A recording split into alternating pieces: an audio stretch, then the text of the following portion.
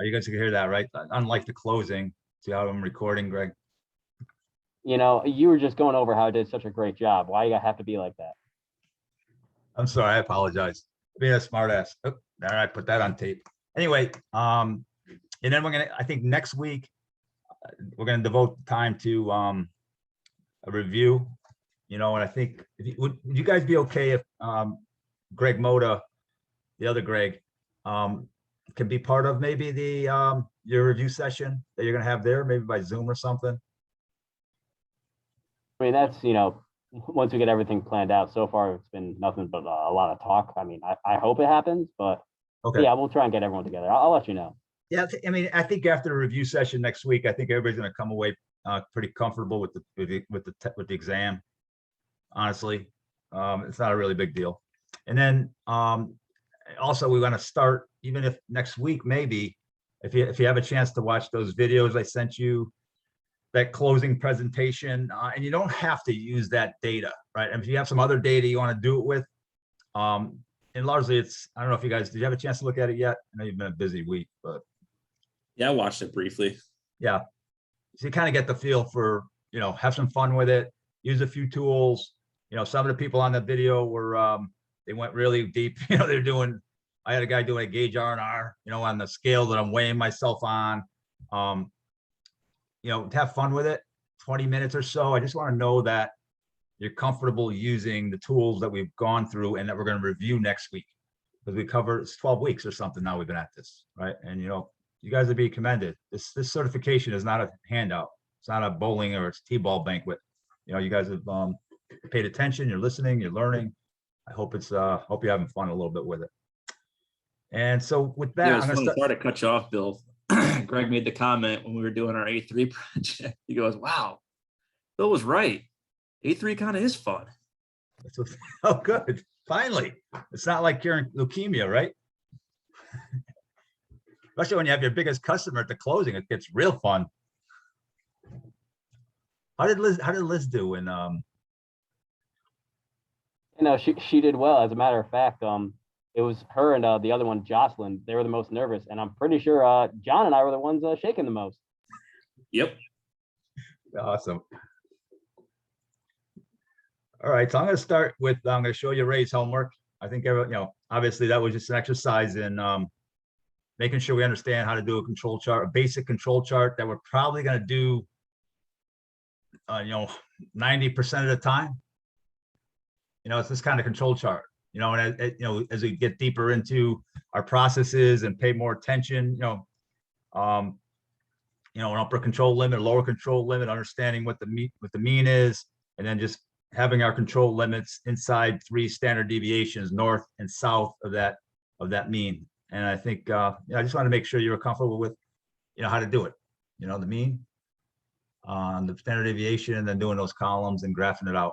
And this, maybe something that you want to look at. I think it's interesting. We're going to get into control charts for discrete data, and that's like we're going to be measuring on a daily basis. If we sample 20 parts and we have 3 defectives out of it, we chart that. And there's a bunch of different different control charts where you're plotting number of defects, number of defectives. So things coming right out of the mold, for example, and as you start to control the processes more and more to get them to 6 Sigma level.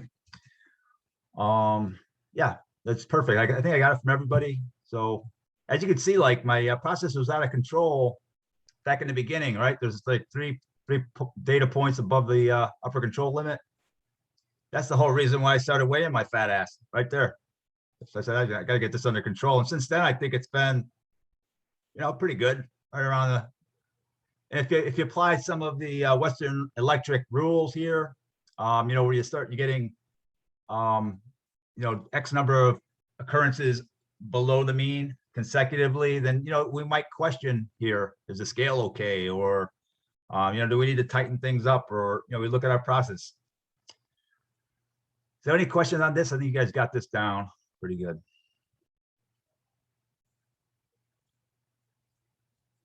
All set? Yep. All right, I'm gonna go back to the presentation. We'll get rolling into that. There it is. Hey, Ray, by the way, thank you so much for letting me come Wednesday instead. Oh yeah, no problem. I figured too, actually. We have, Greg had shown me, we have 4 people right now from second shift. Oh, So that's something sweet. I'll have to think about what time Wow. would make sense. Yeah, just tell me, Yeah. because I think I'm wide open Wednesday. Tuesday, I got to go to University of Rhode Island for Mhm. football. So I forgot that. I thought it was on Wednesday, but it's Tuesdays. Okay. Thank you, so. Yeah, whatever Yeah. time you want. Okay, like if it's No, 3 thank you. o'clock, 4, Yeah. whatever, I don't care. Yep. Yep. Let me just expand this up. All right, so the control part, going down the stretch here. A lot about statistical process control, SPC, types of variation, which we covered, data collection, different kind of control charts. Then we just started getting into these different types of control charts. XBAR R, where you're looking at 2 different charts at the same time, especially when you gotta get into the fine details of process variation. It helps to use those types. Most of the time, guys, honestly, just the control chart you did for your homework is more than efficient. More than that's all you need. And then we're going to get into a bunch of other ones with letters on them. I think you'll understand pretty well how they work. We're going to get into CUM/SUM and EWMA. And then we're going to talk about control plans. I'm going to kind of breeze through it because the reason I'm going to is because I don't see you guys doing a steady diet of 8-10 month Six Sigma projects. So because this course is really about understanding what tools I can use in my A3 process. It's the A3 form is define, measure, analyze, improve, control. Well, that's how this course is breaking out. You can take those tools and put them in those boxes, right? And teach others, especially at your guys' level. The idea is that you just don't want to have all this information yourself. Find opportunities, through problem solving where you could train anybody, somebody on how to use some of the tools that you feel comfortable with. And then we're going to get into close with some lean controls. Again, I'm going to go through this quickly because I feel like I'm preaching to the choir when it comes to the lean stuff. But again, lean falls in a whole bunch of the different areas, right? So there are some lean controls. And then we're done. I'm going to start. Let me shrink this again because I want to get to where we were. I think the only thing I want to just review quickly is those Western Electric rules. When do we stop? When do we say, hey, what's going on here? Let me just real quickly. And that's rule 1 is outside the control limit. These are times when we're going to look at our process a little bit closer. 9 points in a row on the same side. So I might have had some of those on my weight data, if you remember, probably.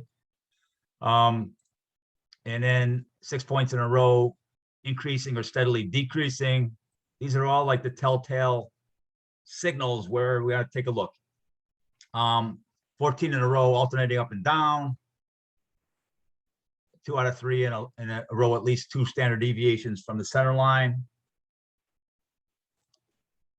4 out of 5 points in a row, at least 1 standard deviation from the center line on the same side. I mean, so part of it is, what's my weight data is, I could have asked you to kind of apply the Western Electric rules and see where in the course of that process would I have stopped and take a closer look. Okay. 15 points in a row within 1 standard deviation from the center line. And you can see where it, as you guys get your certification, you go back and look at this and say, hey, I remember something about these rules. The nice thing is right on the slides, which I'll send you, I'm going to send you all of them. It tells you why each test is important. What's the rationale behind it. So we got through HMR, XBAR. And again, remember those are, it's a combination of charts, where they both have to be in control. And again, when we're looking at really tight tolerances, we want to have a really good microscope on our process. NP. So now we're into, before I get into that, I just want to get into that, this again, real quick, and I'll jump into it. So here's all of on the bottom is all of the possible control charts that you may use, and on the right are the things that are for continuous data. So there's 3 of them that we just went through that are for continuous data. And then on the left, this is for discrete data or attribute data. And what we're really thinking about here is the concept of defectives and defects, right? I can count either one. These are things that we count, not measure, right? So if I have a sampling unit of 10 parts, and I take one of those samples and the whole part is a problem, that's called a defective. But I may have 3 or 4 defects on the same part. Those are called defects, and I can count those. So on the left side of the chart, what we're talking about is things that we count, right? And there's 4 different control charts that we're going to go through today, and when you would use them. So let's get to them. All right, so NP this monitors the number of defectives. So the whole parts, we got, the whole parts of reject. It plots the number of defectives in one subgroup. The subgroup is a data point, and the subgroup is how many samples am I taking, and how often do I sample? I might sample twice a day, 10 parts off the line. Well, that's a subgroup. All right, so I'm going to count the number of defectives in that subgroup. The sample size, if I'm using the NP chart, has to be constant, which means I always have to sample 20 parts. I can't do 20 one time, 10 another time. Otherwise, it just doesn't work, okay? And the underlying distribution is binomial. Yes or no, right? That's binomial, yes or no? So here's just like we got through, we're gonna have 3 things that we have to figure out, right? Three equations. One is the data point. One is where's the center line? How do we determine where that goes on the chart? And there's the formula for it. And then what are the control limits? And you can see they're plus or minus 3 times this. So it's the upper control limit is going to be plus 3 times that formula, that square root that you see. And my lower control limit is going to be minus 3 times that. So it's kind of the same thinking that we just went through, just a different formula, kind of like in our hypothesis test. Remember, very same thing every single time, just different formula. Same thing here. So here's where N is the constant subgroup size. So that would be in the case of, I just mentioned, be 20. K is the number of subgroups, and X is the number of defectives in the subgroup. And this is what it looks like. The same thing. I use the same Western Electric rules, but instead of counting my weight, which is something I measure, I'm counting the number of defectives. All right. The P chart, it plots the percentage of defectives. That's the only difference. Instead of just plotting the number of defectives like we just did, now if I have 20 and 5 are, now I put myself in a corner here, but if my subgroup is 20 and I got 5 defectives, that's what, 25%, right? Woohoo! I got out of the corner. And that's what I would plot, the percentage. That's the only difference. And now the thing is, it doesn't matter. Sample size doesn't matter anymore, because I could do 20 samples for the next couple of weeks, and I could say, hey, why don't we take 10? And I'm still using a percentage of defectives. Okay. So remember, in the first chart, I have to keep it constant. In the P chart, it doesn't need to be. Same idea. It's my center line. What's my data point? There it is. The percentage, obviously, it's not rocket science. The center line and upper and lower control limits. And now, because of different sample size, different subgroup size, you can see that my upper and lower control limit are no longer a straight line, right? They vary based on my sample size. Okay. And that's why I have a jiggity jaggedy red line on my chart. And C is a control chart. Now we're into measuring number of defects, right? So one part could have 5 defects. All right, now I'm going to count those in my subgroup. Same thinking, the sample size is constant. And now the underlying distribution is Poisson. If you remember what that is instead of a normal bell-shaped curve, nice and centered, it's off to one side. Do you remember? And guess what? Same theme. There's my data point.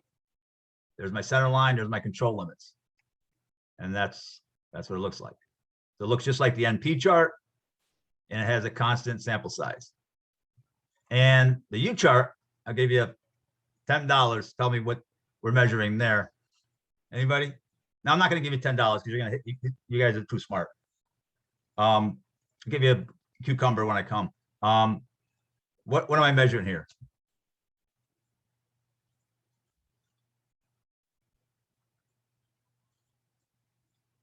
Anybody want to take a crack at it? I mean, I'll make a guess. The last one was quantity. This is percent defectives or something like that. Percentage defective, you said? Yeah. You just won yourself a cucumber, my friend. Oh, perfect. Yeah, you can substitute it for a squash too at the front desk. I'll bring those next Wednesday. It matters the average defects per unit.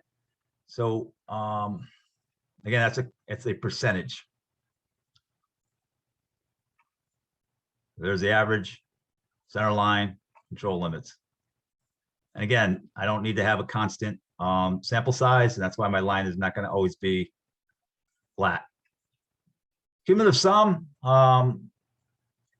is a control chart of monitoring the cumulative sum of the sample mean deviations from the process target. So I think instead of going through this, I'm going to switch over and give you an example, and then we'll get into VMAS. Yeah, let me switch out of here and go into our math practice.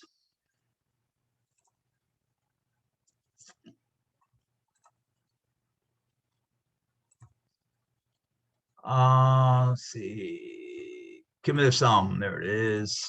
All right, so I'm introducing another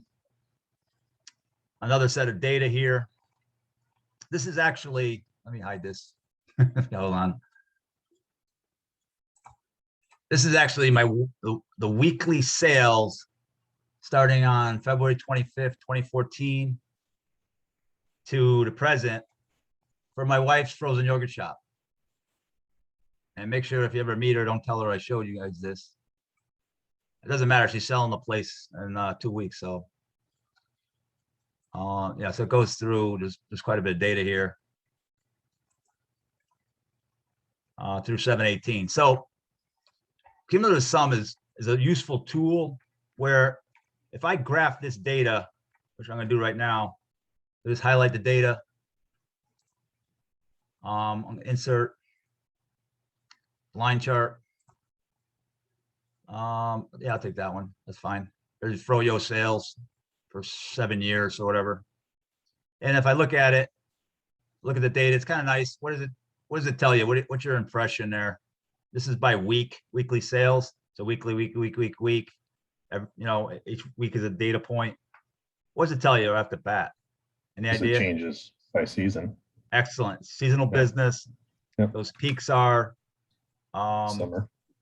Yeah, the peaks are summer, and the bottom, you know, when it starts to go down here, that's, you know, the months of this November, late November, December, January, February, like that. And you can see it's consistent over 2014, 2015, 2016. You can see each peak is a year, actually, if you think about it. And then you get to 2020 is probably that last part. Huh? there's 2020 right here, right? Yeah. Where that's COVID right there. And the end of it is the summer, which is, you know, it's gotten back to regular business, obviously, as you can see. So that's a, you know, that would be a graph of the weekly sales. Let me get rid of this. And the cumulative sum is what if I want to know on a graph in one shot, take all of this data points and show them where they're just accumulating, you know, week after week after week. And I could kind of see, you know, what are the big gain weeks, you know, which ones are the ones where we didn't gain a lot in terms of overall sales. And the way you do that is I'm going to unhide this so I don't have to embarrass myself struggling. Here's the formula. If you look at in cell C2, it's obviously this is just the sum of cell B2, right? The first one. But now I want to add on, I want to add cell B3, and then to that, I want to add cell B4. So to do that, I put dollar signs around the B and the 2 here. You know, that this B2 would be $7,500 that first week. And And then by putting a dollar sign, it allows me to drag it all the way down. So I think I'm going to do that.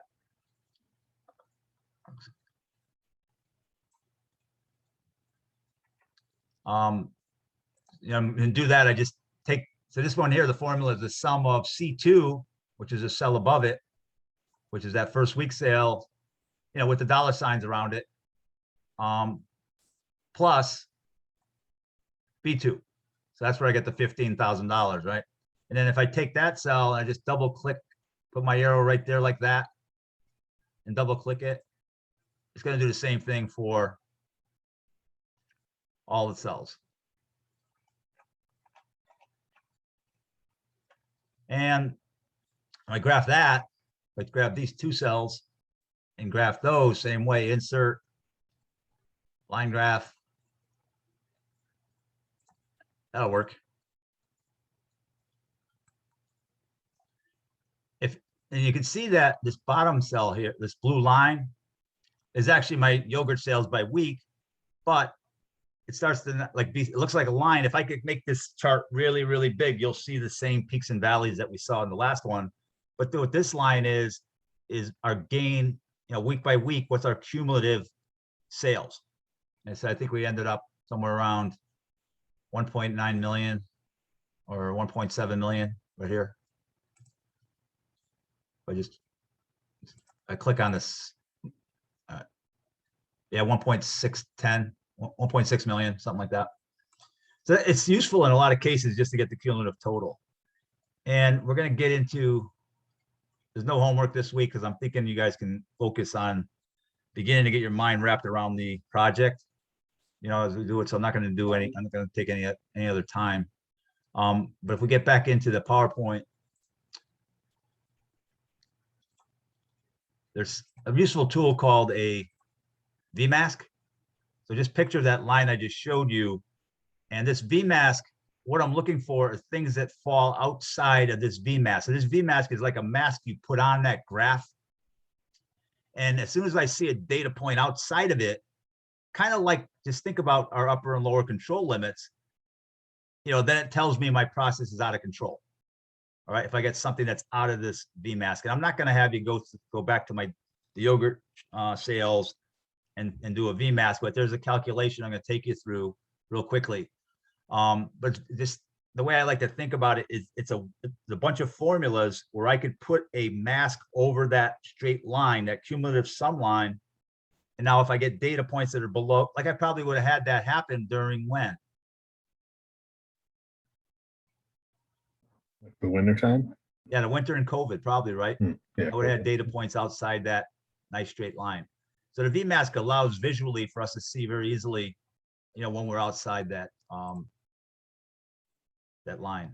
So here's the data points. There's the formulas for them, and it gives you like the rise over run, the formula for the VMask slope, which is rise over run, and the VMask width at the origin point.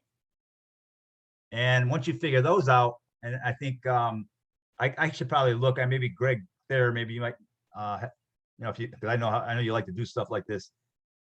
I know you can do it in Minitab easily. I just never tried to do it in Excel. So, and that's for data that is yes, no, number of defectives. It's things that we count, not things we measure. All right. Just another control chart. That's all it is. Cum sum. And EWMA, exponentially weighted moving average. This is where it's a chart we're going to use when we want to give more weight to more recent data than data from. And maybe I might use this on my weights, for example. Maybe I don't want to really consider what happened in 2007 or 6 or whatever. And I want to give more weight to more recent data, the last 5 years, say. I would use EWMA chart. And again, data point, center line, control limits. And this is what looks familiar, doesn't it? All right, so those are control charts. Any questions there? I think we beat them to death pretty good. I think I'm pretty sure you got it. Any questions? Oh, good. Is that So John? what am I supposed to be doing? A VMask in Excel or something like that? Well, if you want, yeah, because I never tried it, Greg. Maybe you and I can do it. Like I'll try it and you try it and see if we can do it. Because I've done it in Minitab. You know, being able to do a VMask onto an Excel spreadsheet. Okay, yeah, I'll take a look or something. Yeah, and you know what I'll do is I'll save it for the next class that we have that I do. Hopefully there'll be some PTA people in there, and you know I'll be able to show that too. I just didn't think of it till just now. So control plans. Again, I'm going to breeze through this. It's because again, remember each part of the DMAIC during a long Six Sigma project, we have a closeout. Just like we have A3 closings, well, it's a closeout to management, and defined phase might last 2.5, 3 months. The measure phase might be 2-3 months or a month.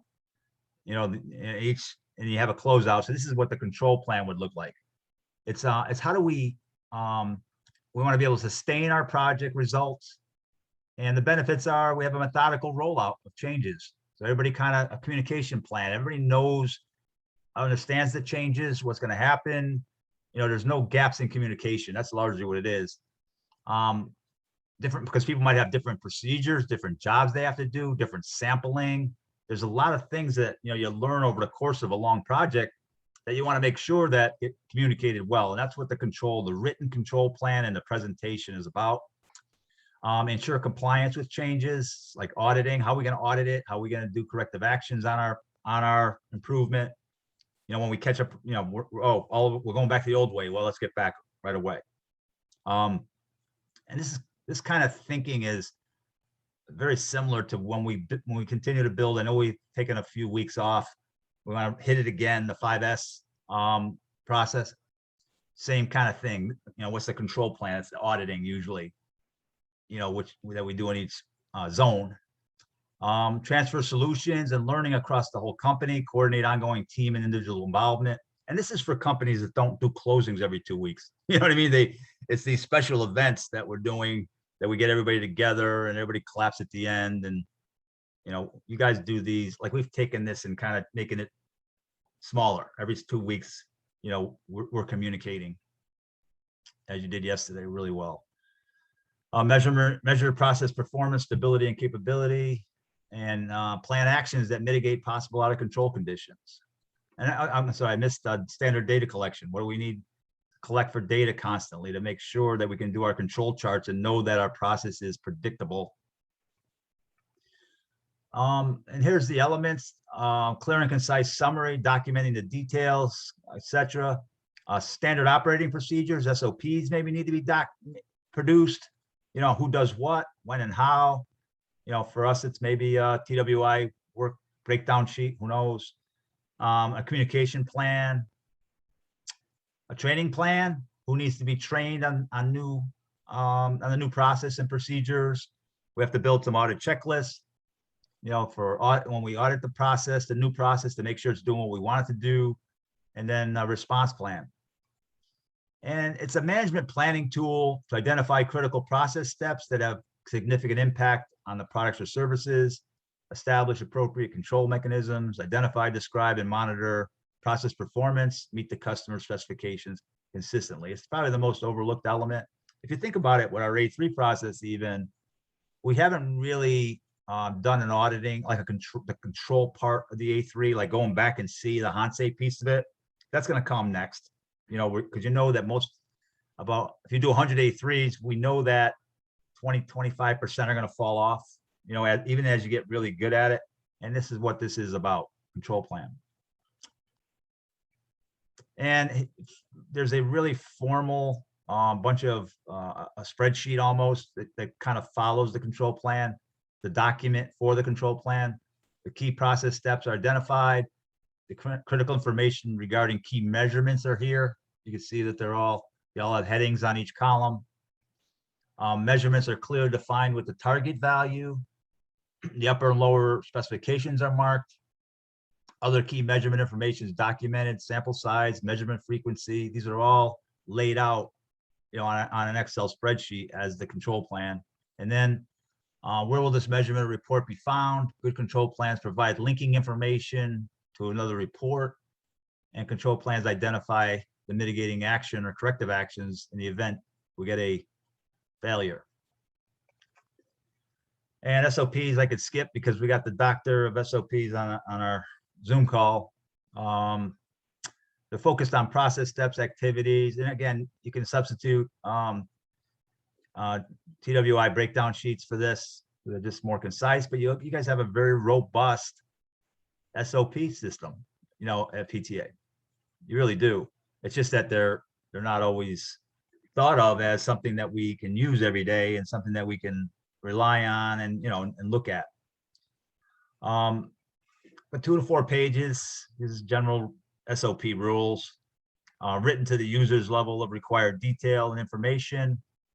Auditable, easy to follow, not difficult to find. Auditable, all it means is there a date? You know, you guys know all this. So,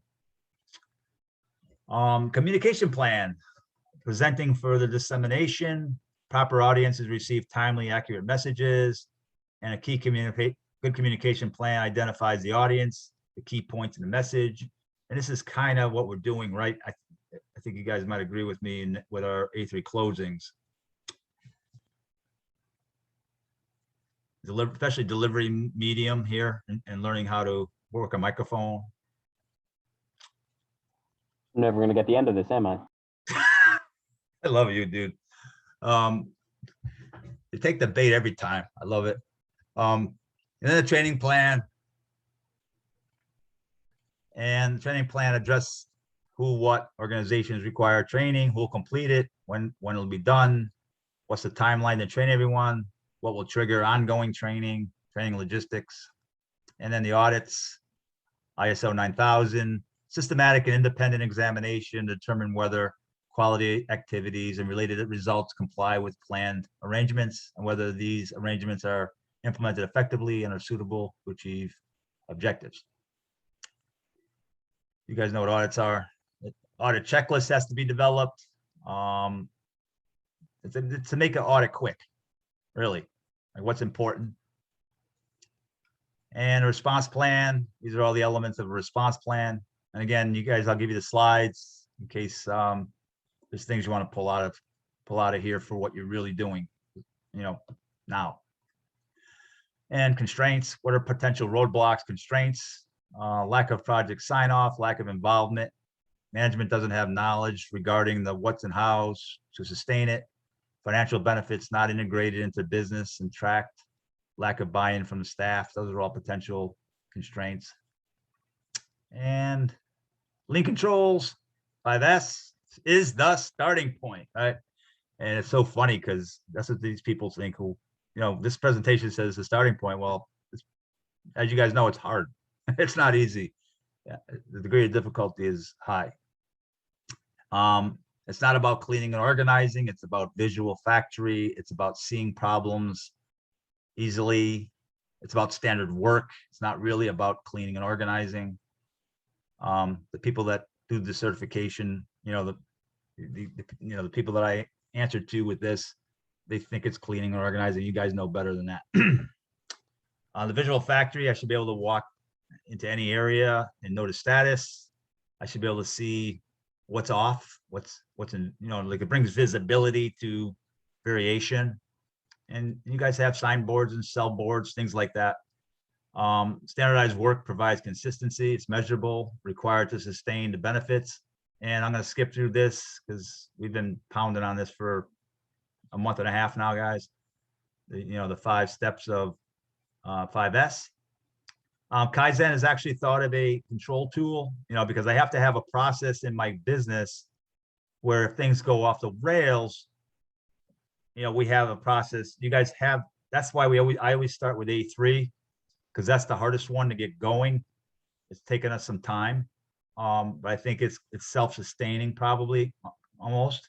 You know, I think it's going to keep going, but it is a control tool. Most companies use an event, which is a 4-day sticky notes in the conference room, kind of a continuous improvement. I never had the resources or the time to do that.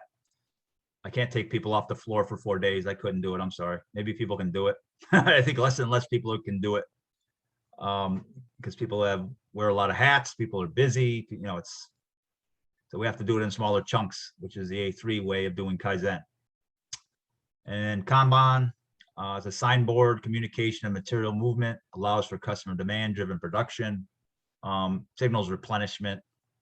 I need send me work, or I ran out of raw materials, whatever. And then Poke-OK, as you know, we covered this in the improve phase, mistake proofing and defect prevention. There's two types, prevention and detection. I can make an error almost impossible to happen, or I can detect it when it happens. And we always want to try to get to prevention, which I think from what Michael told me, the wire one, which I think it was Ray, or maybe it was John, it was one of you guys, you kind of got to it. You got the prevention. Yeah, that was John. Yep.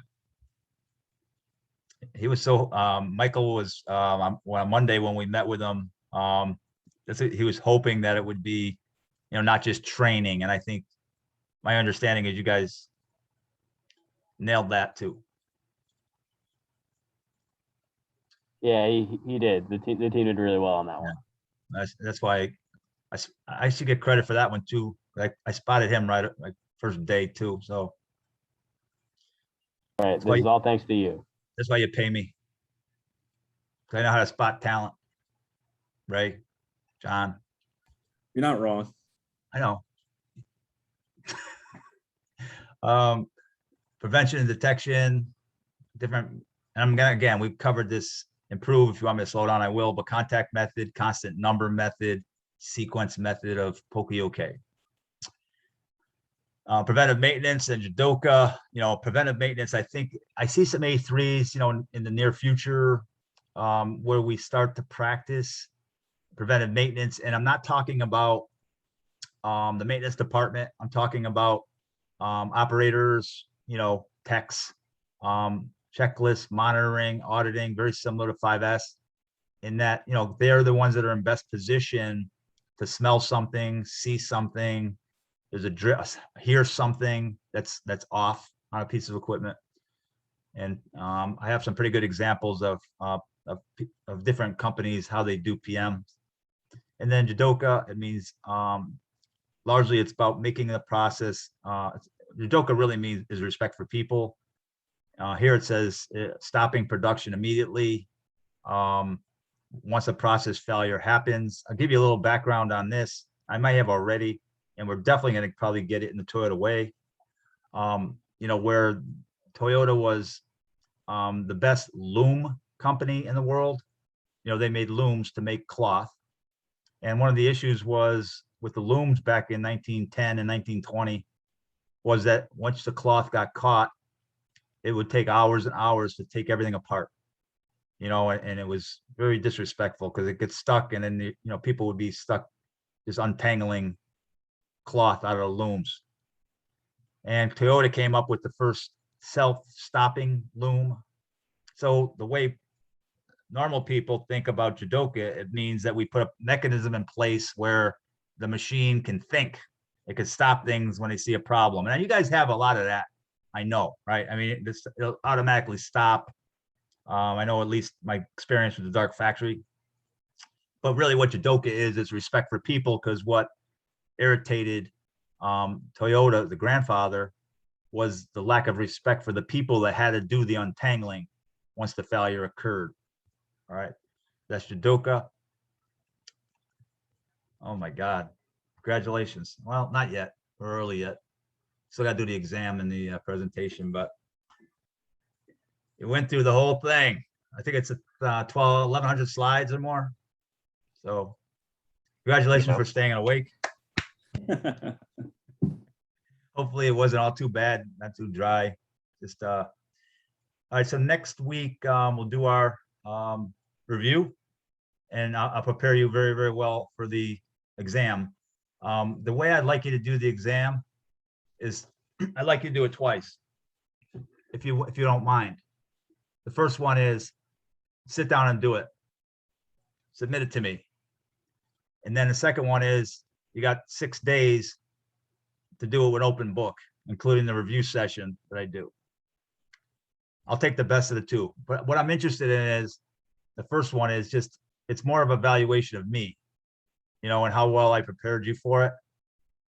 You know, so whether you get, 60, 70, I don't really care. Like, I'm interested in, did I do a halfway decent job of emphasizing what I think is important on the exam? The exam is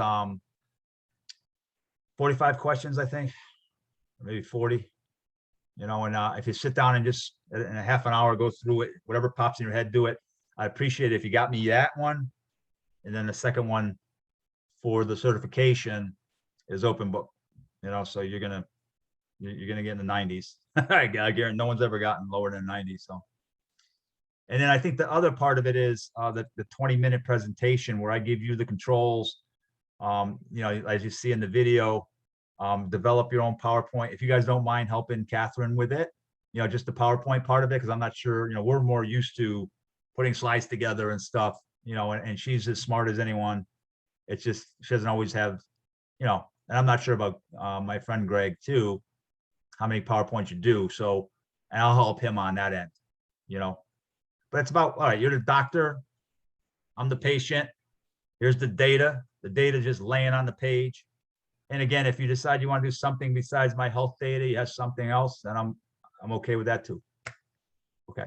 I'm more interested in understanding what are the few tools that you took out of this that you feel comfortable using. All right. And I think that's it. What do we do? 45 minutes, not bad. So for the presentation, am I going to have to use a microphone again, or? Well, you want to do them live? I do them live. Sure, we'll Stop. do that. Yeah, like, so you can talk, like every other word maybe people could get, you know, that, you know, and then. Well, I figure if people can't understand me as well, it's just a benefit for everyone. Just why put do the whole thing on the slides behind you. You'll be good. Yeah, Some like Charlie Brown teachers just want. yeah, we'll have someone standing next to him going like this. Doing signals. And then we'll get through it. See, why do you leave yourself open like to this kind of abuse? I don't get it. It's like here. It's the easiest way to get people to open up. It is, man. It is. That's the beauty of you.